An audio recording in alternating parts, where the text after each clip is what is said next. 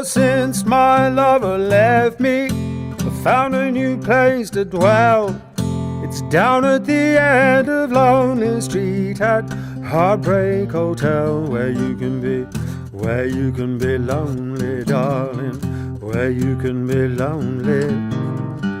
You'll be so lonely you could die. Although it's always crowded, still you can find some room for broken-hearted lovers to crowd there in the gloom and be so lonely, darling. You can be lonely. You'll be so lonely you could die. Bellhop's tears are flowing, desk clerks dressed in black. Been so long on Lonely Street, they never will want to go back. Where they can be lonely, darling, where they can be lonely.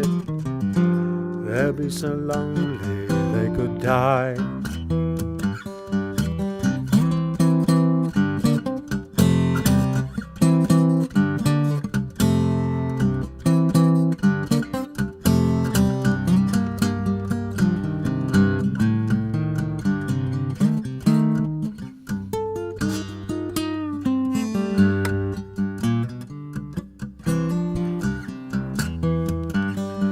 Well, if your lover leave you, you got a tale to tell. Just take a walk down Lonely Street to Heartbreak Hotel, where you can be lonely, darling. You'll be able to be lonely. You'll be so lonely you could die.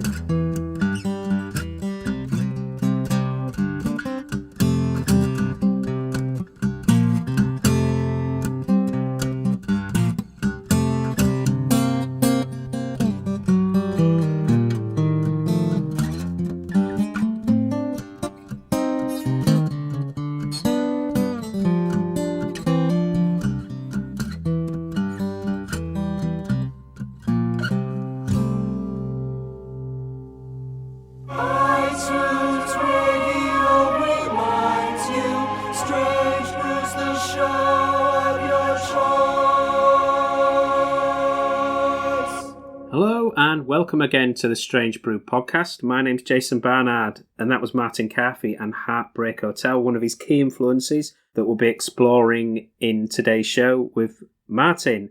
Martin is one of the most influential folk artists of all time, and an influence on the likes of Bob Dylan and Paul Simon, again, which we'll be hearing today. So let's hear my chat with Martin. Thank you for doing this, Martin. It's much appreciated. Pleasure. So the main reason is because you've got an upcoming tour with John Wilkes. And so what's the background behind setting that up and the idea behind that? I've read that it's a mix of music and conversation. Yes, that's the idea. And John will sing a bit and I will sing a bit more, inviting people to ask questions. I've just done most of the list that John's been sent. And it's very interesting sometimes that the questions that people ask. It'd be great to cover almost a chronological look at your music and background, starting off towards the beginning. So I know that you've done, about 20 years ago, you did your own version of Heartbreak Hotel, and that was one of a number of songs that was really influential for you, wasn't it? I did Heartbreak Hotel because I bought 3 records on the first day. On one day. That's how I remember it. I bought Rock Around the Clock, I bought Rock Island Line, and I bought Heartbreak Hotel. Rock Around the Clock, I never learned the words because it's a stupid song, but it's great fun. It's for dancing to. I could never do Rock Island Line. Ever. I could never do that. But the energy behind it was what made me go and pick up a guitar. There were skiffle groups at school. I wasn't in a skiffle group. I could hardly play, but we had a guitar in the house. My dad had a guitar. He had a guitar and a fiddle, and I was in love with the guitar. So I would occasionally take my guitar to school, and I was hopeless. I remember Mick Bunn could play in A. I can't remember now whether it was A or E. It might have been A. So I learned how to play in those keys from him. And that's where I first heard a song called Worried Man Blues, which is where I first ran into Woody Guthrie, who didn't really knock me sideways until I found out that he'd written one or two of the songs that Lonnie sang. But Heartbreak Hotel was the only song of those three that I actually learned, because it was the only proper song in it. I heard Elvis do it, and I just was completely knocked out by it. I thought, what a great song, what a wonderful song. And I only wanted to record it when I discovered that the song was actually written by a woman. Oh. You didn't know that. And there's a lot of people who don't know that. They just assume it's Elvis. I'm quite sure that, though I'm not going to swear by it, that the name of the author was missed off the credits. Right. And the author was the mother of a guy who nobody could decide whether he was a country singer or a folk singer.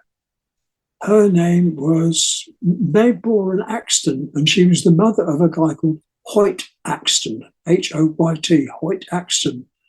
He was featured on the cover of Sing Out, which is the American folk magazine. He was featured on that once. And he never really took to folkies by the sound of it. And he was a bit too weird sometimes for country singers. I mean, he did okay, but I heard him a couple of times and I was absolutely knocked sideways by him. And then finding out that his mum had written Heartbreak Hotel, I was totally blown away. And I used to sing the first couple of verses of Heartbreak Hotel on sound checks when I was on the road with Dave. And Dave used to say, you should sing that. You know, it's good. What you're doing with that is good. And I gave it a shot, and I listen to it now, and I think, no, it's not really your borough. But, it was a nice try. But it was in honour of the fact that I could actually write on the piece of in the notes that it was written by a woman, because so many people didn't know. And it was the occasion of her not knowing was in line with the way royalties were divided up in those high and far off times, because often the real writer was cut out of the scene altogether. I have a feeling that something like that was happening to Mayborn and Axton. I don't know that, though, for certain. And the whole notion of the architects of rock and roll was being passed down the line to white people, including Elvis, who was a good singer, is a good singer when he chooses to be. Richard Thompson has recordings of him singing where you actually realise that with all the screaming and yelling going on, when he's singing perfectly in tune. And that takes some doing. He's a musician. It's interesting that in a similar period, but this time with Watts and Carthy, just over 20 years ago, that you recorded a version of Lofty Tall Ship, and it was Sam Larner, influential for you in terms of hearing the British folk music. Oh, yeah. I've been invited to go along with this guy, Roy Guest, who was as an occasional singer and folk music promoter, and sometimes did some good work. And other times, he'd invited himself onto the bill of the Ballads and Blues, which was at that time run by Ewan MacColl. We're talking about the late 1950s. And this guy, Roy Guest, invited me to go along. I think he wanted me to go along to feel the left hook that was going to arrive from Ewan MacColl, who had a reputation for being a bad-tempered bugger. But if he was, he managed to keep it well hidden, because Roy went along and sang, and the left hook never appeared. He just basically realised that he was being had, and he just brushed it to one side and presented an evening of Sam Larner. And Ewan did not sing once. Oh. He loved what Sam Larner did, and he wasn't going to let anything get in the way of it. He was extraordinary. And he just handed the whole evening over to Sam. And Roy left the place, and I left. I just went along with what was going on that night, and was totally blown away by what I would describe as the real thing. Ewan choreographed the evening quite brilliantly, because he had had him sing that Lofty Tall Ship song as the last song of the evening, which was musically a total revelation to me. You know, if I ever believed, which I probably did at some time during those simple times, it's the English folk music, I'll understand that, I'm English. And what was sung at the end when he sang Lofty Tall Ship was something I'd never heard anything like it. That's English folk music. I knew, because my sense of pitch was pretty good, I knew that he kept landing on do to finish. You know, he's singing proper music, and it might be weird, but it's just that you've never heard anything like this. And why would you have done? A retired herring fisherman singing songs that he had sung all over. I walked away walking on air and thinking, well, what kind of a tune is that? When he had sung, that's his last song, Lofty Tall Ship, his version of Henry Martin. I knew this is the real deal, and if this is what you want to do, you better start getting into it, because this is a lesson to learn. And that's when I decided that that's exactly what I was going to do, and learn all I could about it. And I discovered on the way that, of course, I wanted to play the guitar because I'd fallen in love with the instrument.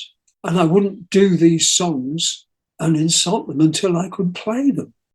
As we were gone sailing, 5 cold frosty nights, 5 cold frosty nights and 4 days, before we did spy their lofty tall ship, she come bearing down on us brave boys.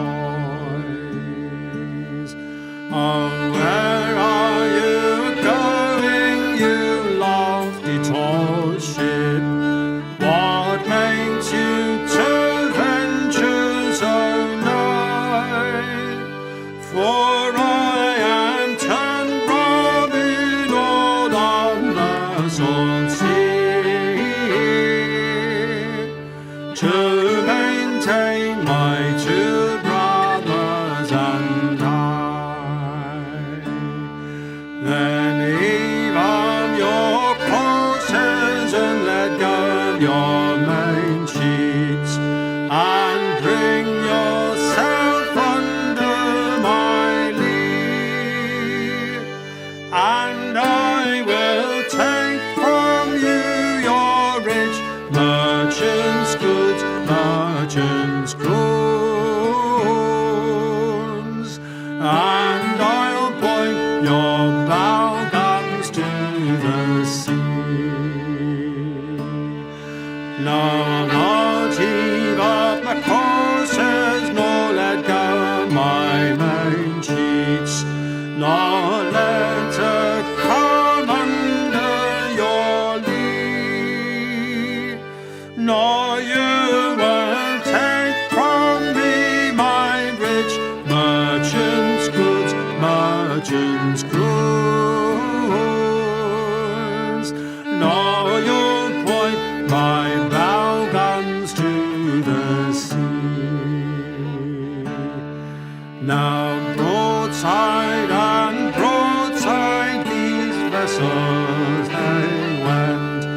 They were fighting for hours or more, till Henry Martin gave to our broadside, and she sank and she never rose more. Sad news, Henry Martin, sad news I to tell. Sad news it is going around, of a lofty tall ship, and she's cast away, and the whole of her merry men drowned.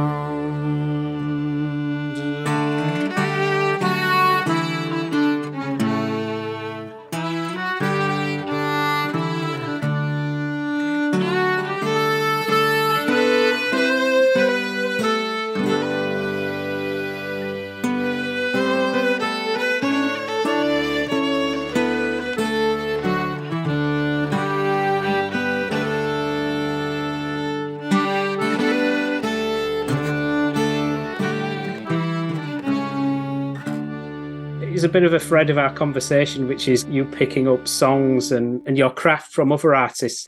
And you also had an influence. One of those is Bob Dylan. You met each other, and there's a few of his songs that seem to have an influence from material that you were playing in that period, wasn't there? I'm not sure whether it was 61 or 62 when we met, but it was over Christmas, and it was a very, very cold Christmas. And he came over to do a play, which was called Madhouse on Castle Street. And it was an astonishing play. I mean, he went to the first read-through, and they gave him the script, and he said, I can't do this. So they had to engage a proper actor, David Warner. And it was a cast of people who all shared one house. The Madhouse on Castle Street was Britain in disguise. Castle Street is Britain. So Dylan came over in 62. Oh, yeah, he came over, and he was being shepherded by his manager, who was this guy, Albert Grossman. When he came to Britain with any person, he would take them around the folk clubs. He came over with Odetta and brought her around the folk clubs.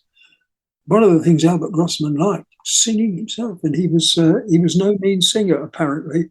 But met up with Bob, and I'd a few weeks, not that many weeks before actually meeting him, had seen his picture on the front of Sing Out. And they were talking about this man who was a disciple of Woody Guthrie, and was the inheritor of his mantle, if you like. And that's how Sing Out sold him. Bob soon broke away from that and just changed everything. The night I met him was at the King and Queen, which was right next door to the old Middlesex Hospital, just around the corner from Goodge Street tube station. And I was standing up and singing a song. I was with the Thamsiders. It was a Friday night at the King and Queen, which was still running as a folk club. I looked up as I was singing the song, and I saw Bob Dylan sitting in front of me. I saw the cover of Sing Out. So I finished the song, and I went across and I said, do you want to sing a song? And he looked up at me and he said, ask me later. So I went back, sang another song, and the Thamsiders sang some more. We had an interval. In the interval, he had gone, but he'd gone to get a guitar, which was downstairs. That was locked in a car or something. And he was sitting there with the guitar, and I said, want to sing? And he said, yep. And he got up and he sang 3 songs and blew the audience away. He sang a talking blues about the problems that were going on with the House Un-American Activities Committee. And basically, there were Reds under the beds everywhere. And he sang one where the Reds were actually sitting under the toilet seat, trying to bite your bum all the time. And he sang 3 songs and blew the place apart. Absolutely brilliant. I mean, if you invited someone up to sing, they could sing up to 3 songs, and he sang 3 songs that were entirely different. Came down to the Troubadour the next night and sang 3 songs there. And he never repeated himself once. At some point, he sang Blowing in the Wind. He didn't repeat that.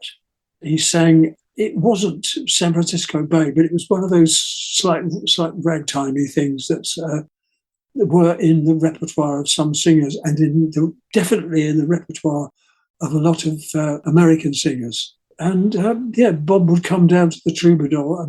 After the evening was over at the King and Queen that particular night, he came back to mine and my then wife's flat. It was one enormous room. And we all just chatted and drank tea and stuff like that and made a fire. And then he jumped in a taxi and went back to his hotel. There's this idea that he stayed at my house, when he didn't. No, I had a big room. £5 a week. Brilliant place. Lovely, I loved it. And there's quite a few of his songs that have a direct influence from yourself, and in particular, your version of Lord Franklin influenced Bob Dylan's Dream. Well, he loved the song. He always used to ask for Lord Franklin, and he wrote this Bob Dylan's Dream song around that. He just loved it. He always asked me to sing the song, and the other one he always asked me to sing the Scarborough Fair, and he wrote a very nice song around that too. He really did. He wanted to do Scarborough Fair itself.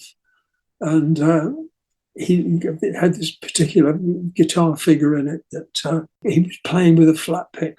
And he came back at one point, because there was a problem with the recording of the player. They had to start again. He went on a small holiday somewhere or other, either Portugal or Italy.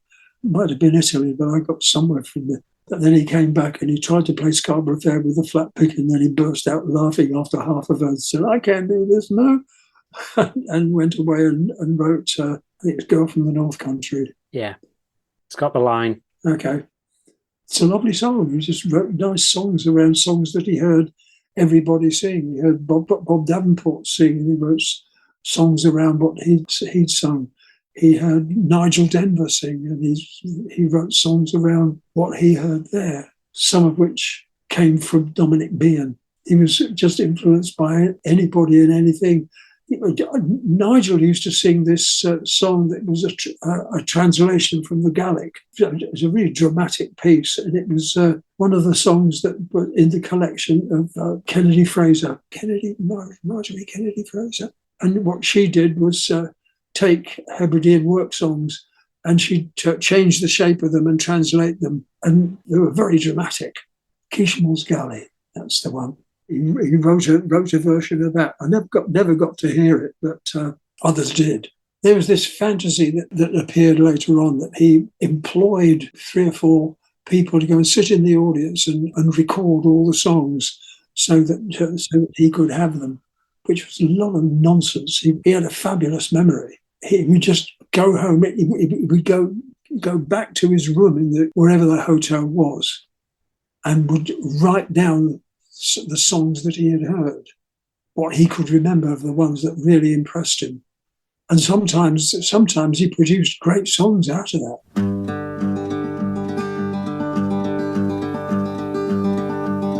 It was homeward bound one night on the Dee,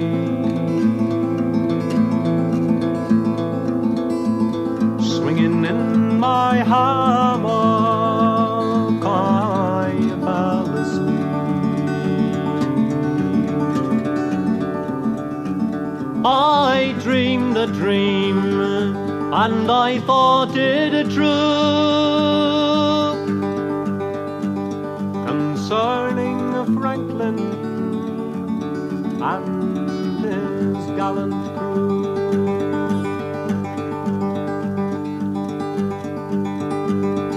With 100 seamen he sailed away to the frozen ocean in the month of May,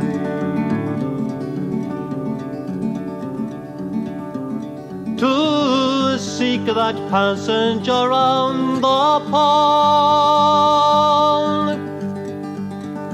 where we poor sailors do sometimes go.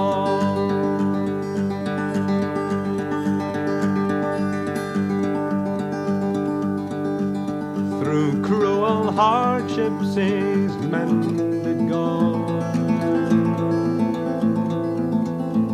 His ship on the mountains of ice was drawn, while the Eskimo in his skin canoe was the only one who ever came through.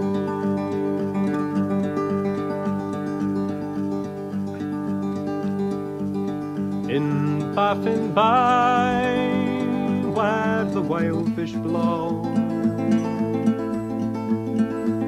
the fate of Franklin no man may know. The fate of Franklin no tongue can tell.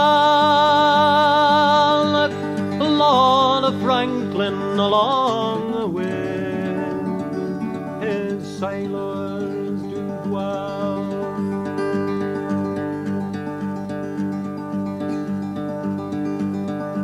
And now my burden, it gives me pain. for my long-lost Franklin hide across the main. 10,000 pounds would I freely give to no one earth that my Franklin do live.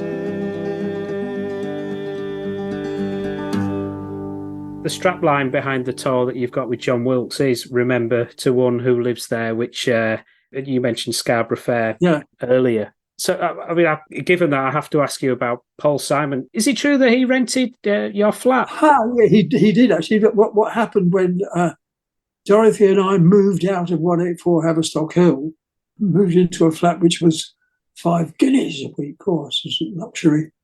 It was a smashing little flat, right at the top of the house. The view out of the window was astonishing. You would see Hampstead is up on a hill. So you could right across to Crystal Palace. Astounding. Yeah, Paul moved into at one point, we moved out of our great big room in 184 Haverstock Hill and we moved downstairs into the landlord's flat. He just gave us that for exactly the same.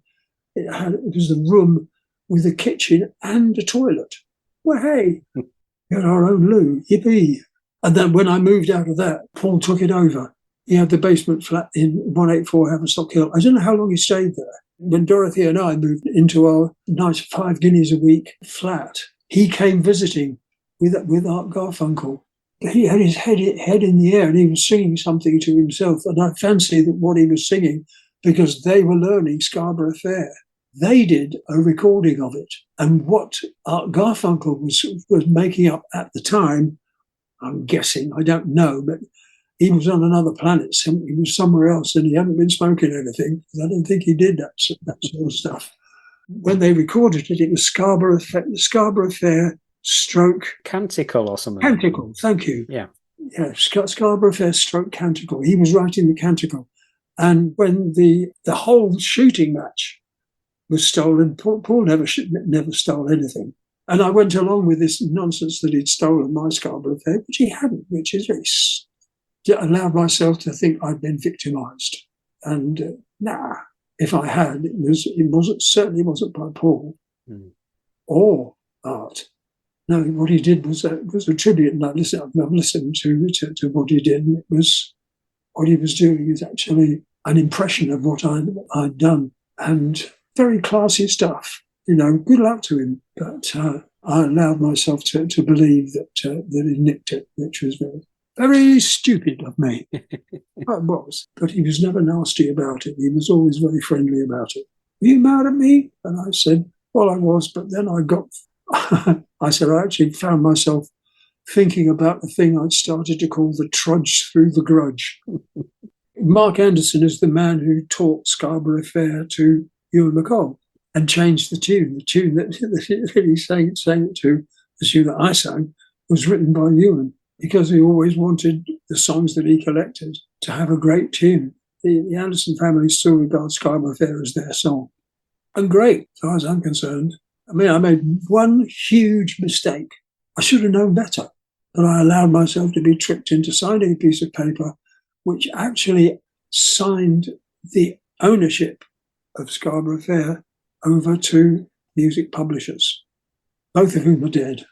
So Paul Simon probably made nothing out of Scarborough Fair, but Art Garfunkel will have made some money out of the Canticle, and good for him.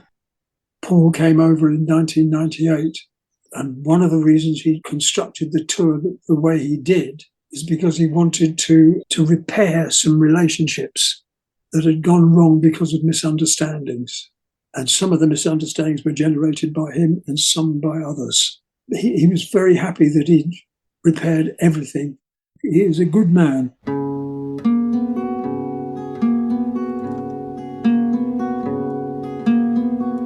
Are you going to Scarborough Fair?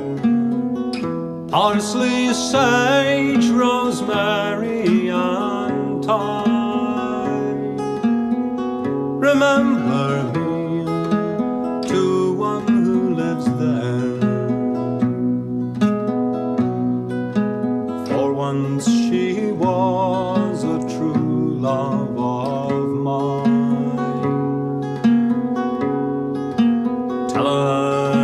make me a cambric shirt.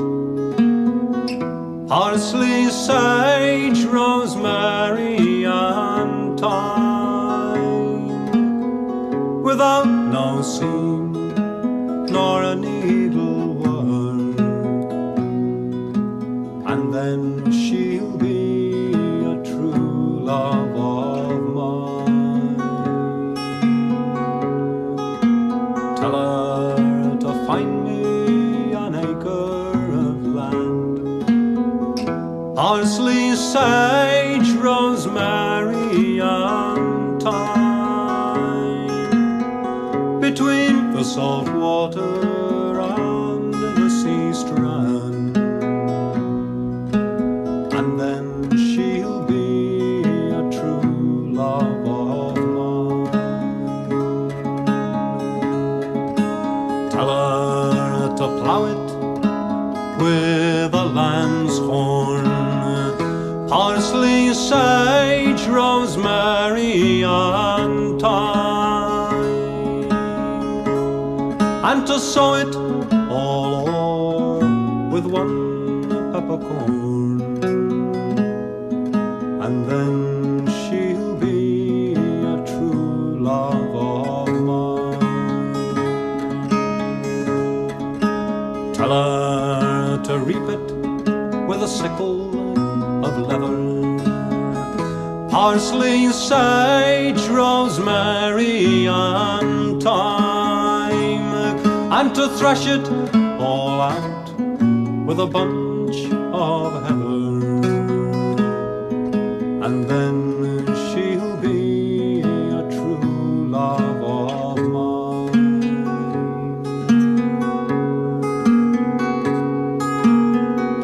Are you going to Scarborough Fair?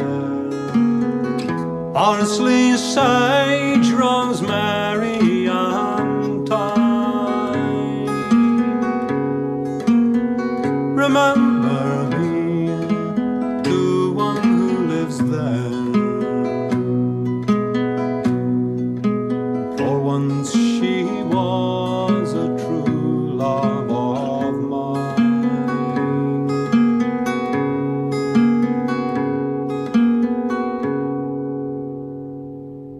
I must ask you about your early solo albums, especially the collaborations with Dave Swarbrick. And there's a song on one of those early albums, Prince Heathen. That's a song where I think you changed the ending of that, didn't you? I did, yeah, because it was the first time I'd ever changed something and decided that I changed it because it was wrong. What I was presented with in the book, the things about a lot of the repertoire that we've got, England that is that at the end of some of the most disgusting behaviour, people get married and live happily ever after and keep white mice. And that ain't the truth. And there's a few people have tried sort of kicking it around a bit and doing something that's less creepy. Yes, I did change the end, and I was glad to have done it. And it was one of the big moments of my understanding of tradition. Tradition is a really mobile thing. It can take absolutely anything. Any change you want to make, it can take. And sometimes it produces the goods, I think. You don't make any claim. All I've ever claimed was trad arranged, because I thought it was the right thing to do. Don't claim to have written anything except big chunks of famous flower. But that happened, that was given to me. And I was trying to make something work that would make the 4.5 verses that I had of the song, plus a few little single verses that were dotted throughout what I had. It's magic. It's just like magic. That's why I love tradition so much. And I would love to think one day that I've got an understanding of it. Hasn't happened yet. Well, bits and pieces. Some may disagree. Well, thank you, but I'll keep at it.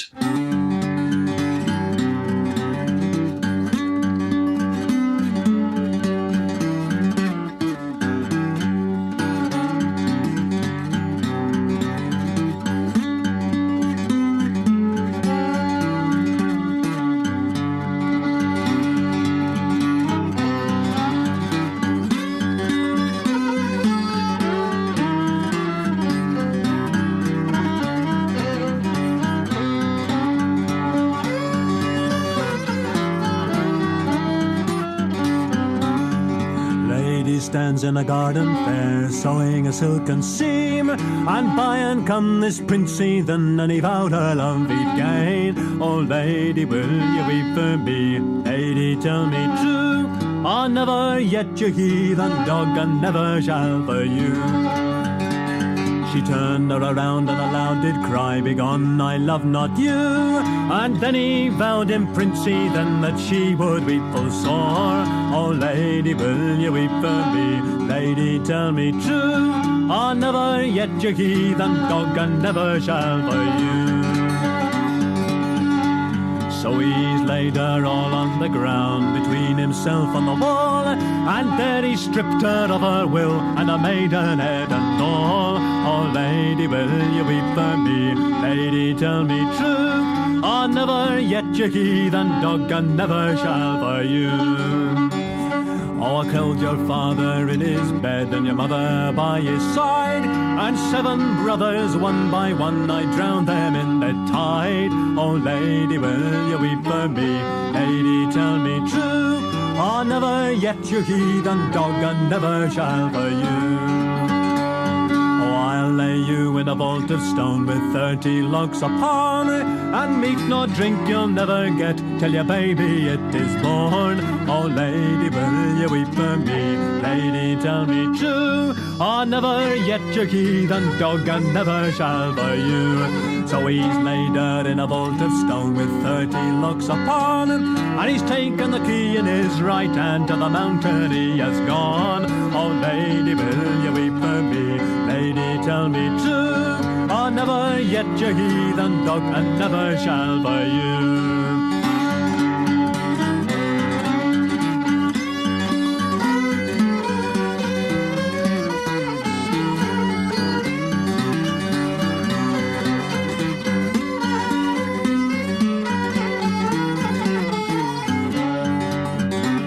Prince heathen he from the mountains came, with his merry men all in a line, and he sought out this pretty young girl all down in a vault of stone. Oh, how do you do, and do you weep?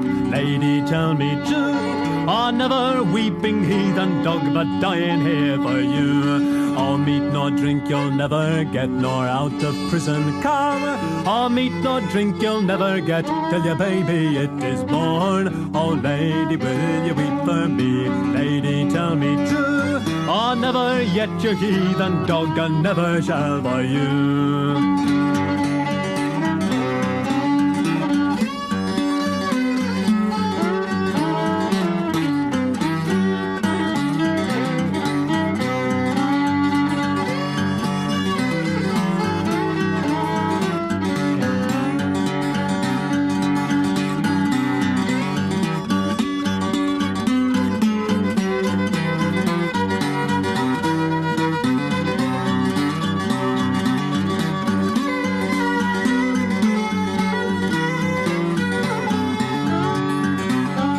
Time came on, and further on in labour there she lay. She laboured up and she laboured down, but lighter she could not be. Oh, lady, will you weep for me? Lady, tell me true, I never yet you heathen dog, and never yet for you.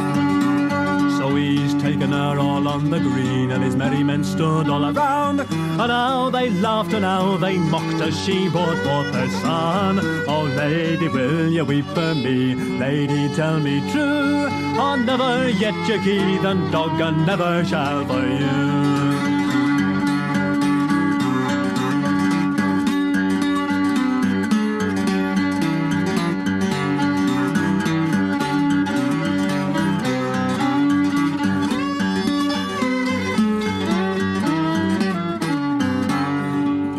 A drink, this young girl cries, all from Prince Heathen's hand.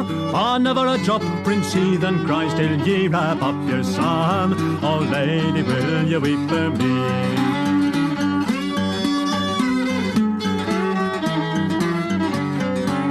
Oh, lend to me a silken shawl, or a blanket, or a sheet, that I may wrap this little baby that lies in my arms asleep. Oh, lady, will you weep for me?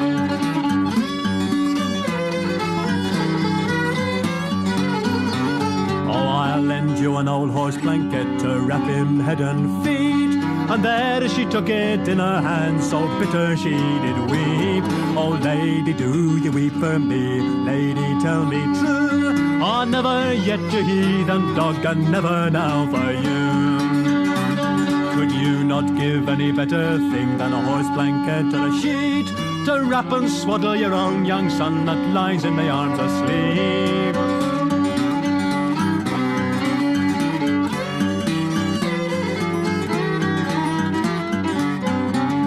He's borne her up so very soft, he's borne her up so slow.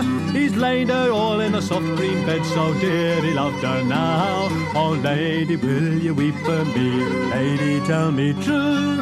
Oh, never yet, you heathen dog, and never shall for you.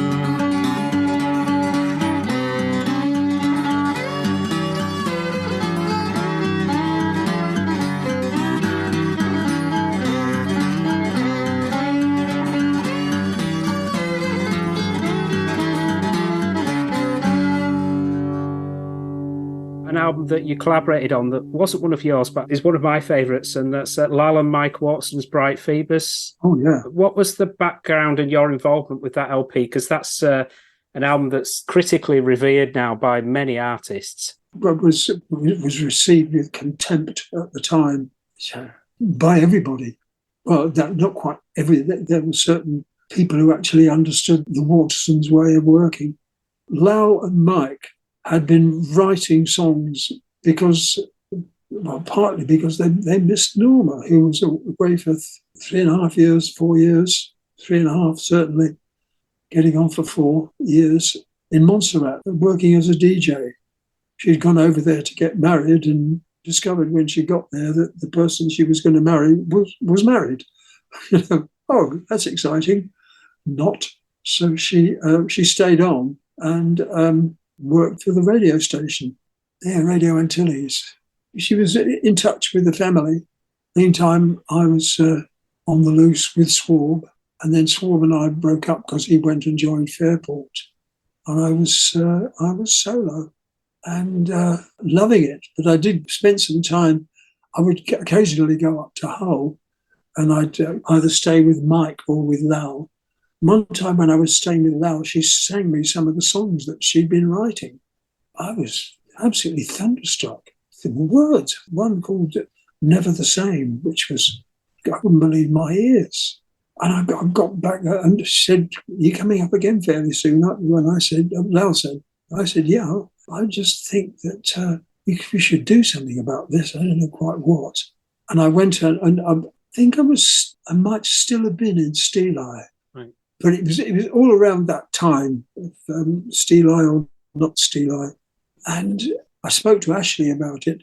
And Ashley's go-to event was got to make an album. He'd already made a couple of albums away from Steli. And one of them was that thing, No Roses, which he did with Shirley Collins. Fabulous album, brilliant production. And I just went and said, Lal and Mike. I heard a couple of the songs that Mike had sung as well, but he never sang them in public, and Lal never sang hers in public. She also wrote poetry. I knew she wrote poetry, but I didn't know she actually wrote songs. And I just said to Ashley, these songs are just astonishing. And he said, "We need to make an album. Leave it with me. I'll have a chat with the lads," by which he meant Fairport. Dave Mattox and Richard and himself and me and Bob Davenport later on. It's absolutely fabulous. And I used to go up and spend days with Lal working out the chord sequences of what she was doing, because she had a very weird way of playing the guitar. She had the chord that she needed in her head. So she played this major weird guitar in a major weird tune. Everything was major weird. And I would try different things. Just, that's lovely. And I said, "Okay, let's move on." No, it's wrong, but it's beautiful. No, come, try again. And then the result was this fantastic arrangement that I did from what she was playing. And then that lovely string arranger. Oh, you're thinking of Robert Kirby? He's the string arranger, yes, Robert Kirby. He was just stunned by this arrangement. I just remember him. There was one moment in it where he just looked up at me and went, Schubert. I said, really? He said, oh, that moment is pure. It's one moment during Never the Same. That's Schubert. Wow. I mean, just the whole team that got together to do that record. And we spent a week doing it in May, just working on it beforehand. And I left it at the very end of 71, I left Steel Eye, and then spent lots of time hightailing it up to Hull to sit with Val or sit with Mike and work out what they were doing. And then Norma and I got married because Norma had come back in the meantime, and we'd connected up. After 11 years, we fell in love at first sight, but she was married and I wasn't. The next time we met up, I was married and she wasn't. So I might have spotted it one time. I walked into a room in Cecil Sharp House, and at one end of this long room, Norma was sat with the Watersons. And as I walked through the door, I looked up and saw her, and she blushed. I could feel Dorothy, my then wife, stiffening. What she said, and I said, nothing's happened. She said, well, something's happened to her. Because she said, I saw her face, and I thought, and I looked at your face, and I thought, hello. That was a lovely time. The album was finished at the very end of May, and Norma and I got married on June the 20th. Or was it the 21st? Johnny can play Rosemary sitting in a shower of rain. Sunny, sunny days of all tend over to filthy weather. She can stay there coughing all the day there down in the meadow. Johnny can't play no more. Nobody'll go and get her. The sun doesn't get any higher. Rosemary doesn't get any drier. Father says kill them. Preacher says God's will be done. Mother says be still then. Roses in the meadow, and the sheep are on the hill still, and the beds are on the willow. There were 25 Jenny Wrens sitting on a willow when the wind come in. None of them could sing. We'll never be the same again. The sun doesn't get any better. Rosemary just gets wetter. Johnny can play Rosemary sitting in a shower of rain, a little killer. Sunny, sunny days of all turned over to filthy weather. She can't stay there coughing all the day there down in the meadow. But Johnny can't play no more. Rosemary's lying in a shower of rain. If we live another day, we'll never be the same again. You made a series of fantastic albums in the 70s, and it's hard to pick out a song out of those, but Geordie out of Crown of Horn, that was a song that I think you'd had around for quite a while, but it took you a while to record it. I'd learned it from John Pierce back in, oh God, it was my signature piece for years of 62. It was, and I never recorded it because I regarded it as John Pierce's song and his way of playing the guitar. I'd learned the whole thing. And later on, when I rethought it and then rethought it again, I decided to have a go at it. And I like that version, I do. But I also did a gypsy version, which I love. So I'm torn. I like what musically happened in that version that you're talking about. Yeah, I'm very fond of it.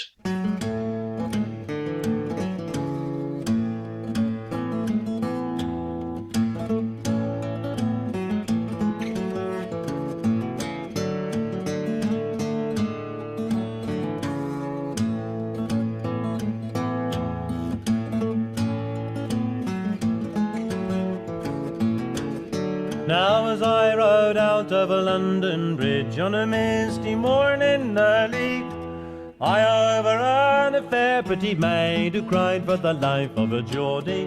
Go bridle to me a milk-white steed, bridle me a pony. I'll ride down to London town and I'll plead for the life of me Geordie. For he never stole ox, he never stole ass, he never murdered any. He stole 16 of the king's wild deer, he sold them in a wetney.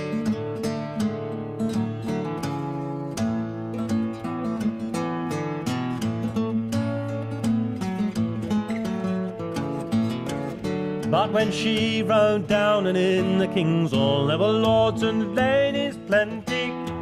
Down on her bended knee she fall, and she begged for the life of a Geordie. Cries 6 pretty babes I had by him, another one lies in me body. Freely and part with each one of them, if you'll give me the life of me Geordie.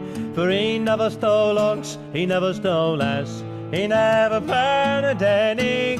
He stole 16 of the king's wild deer, he sold them in a wetney.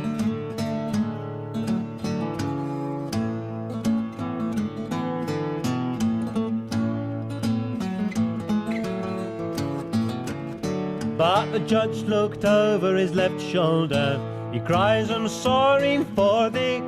My pretty fair maid, you come too late, for he's been condemned already. Oh, my Geordie shall hang in a chain of gold, such chains as never was any. Because he came of the royal blood and he courted a fine young lady. Oh, he never stole ox, he never stole ass, he never murdered any. He stole 16 of the king's wild deer, he sold them in a wetney.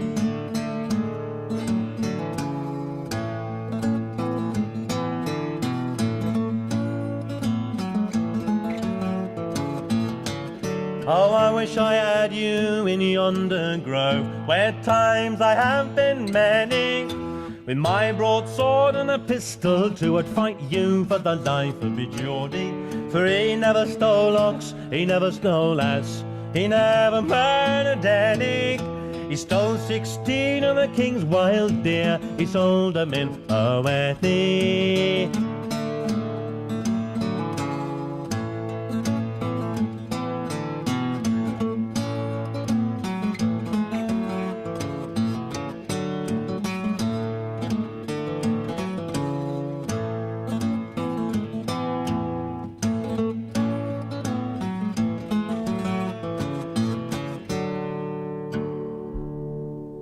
There's one final song I wanted to ask you, so I thought I'd cover something from the last decade or so, and that's your version with Eliza of Bonnie Moorhen from The Moral of the Elephant.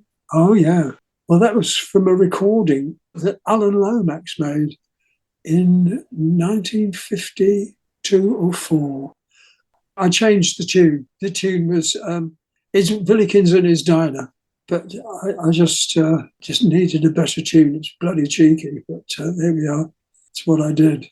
The singer was Mark Anderson. He was a former lead miner up in Weardale. Ewan met him when he was out on the road with Theatre Workshop.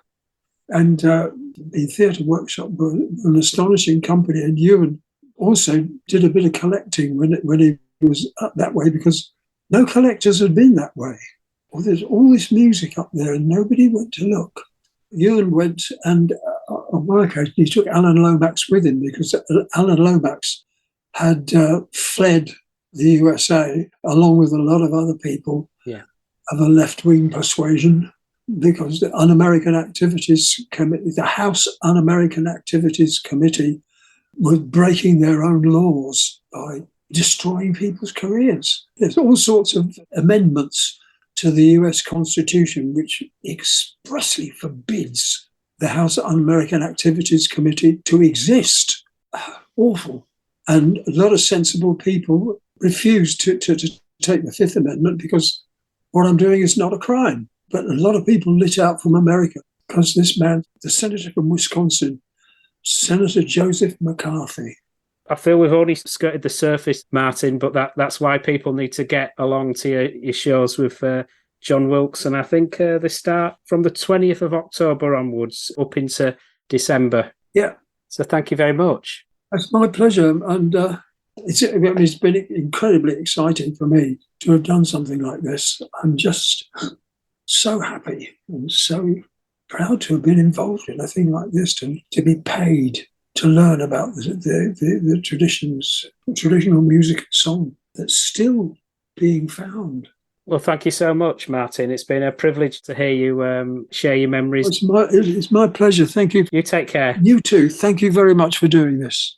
Bye-bye.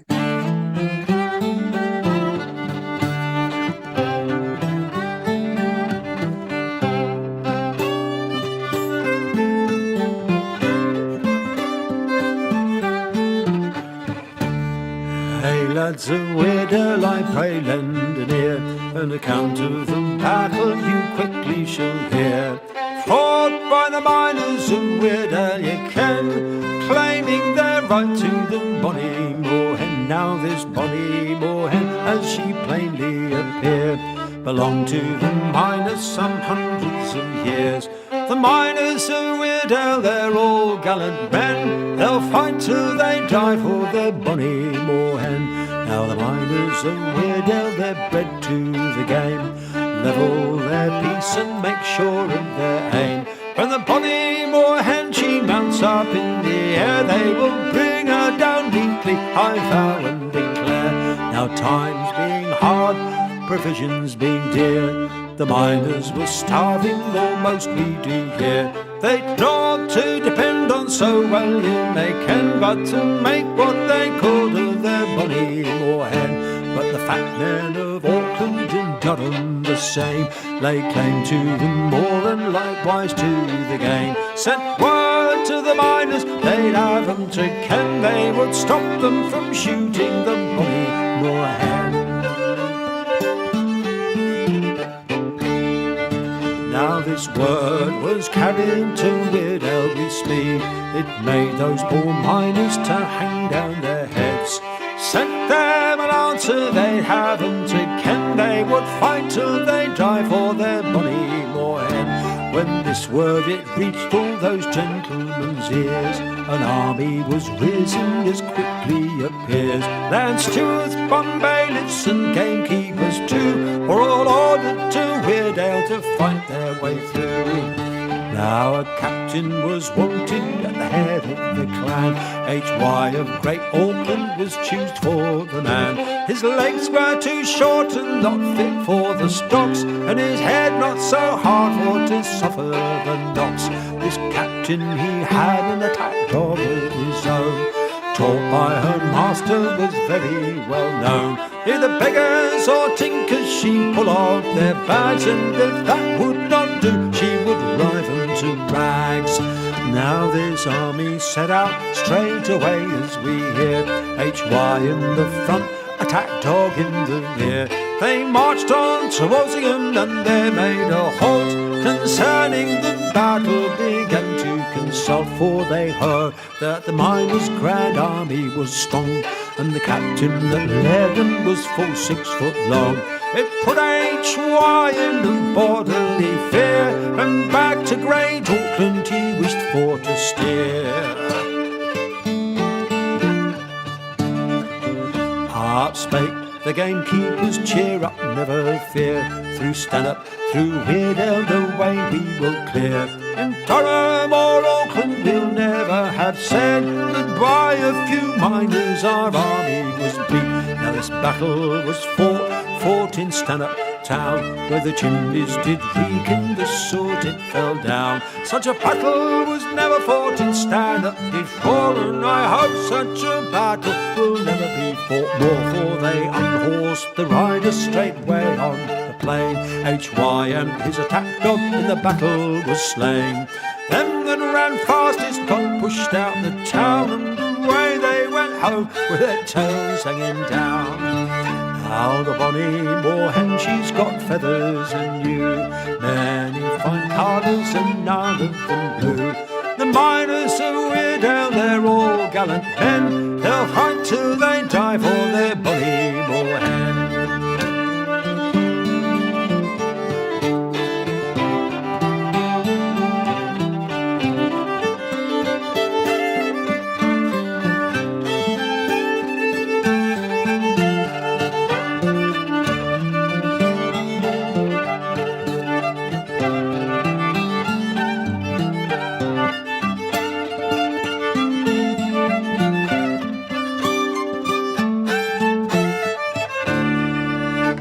Thank you for listening to the Strange Brew podcast. If you do like the show, please consider a small donation to help keep the show archive online. It's 10 years since I started the podcast, and hosting fees are increasing over time. All your support keeps the show running and helps me get amazing guests.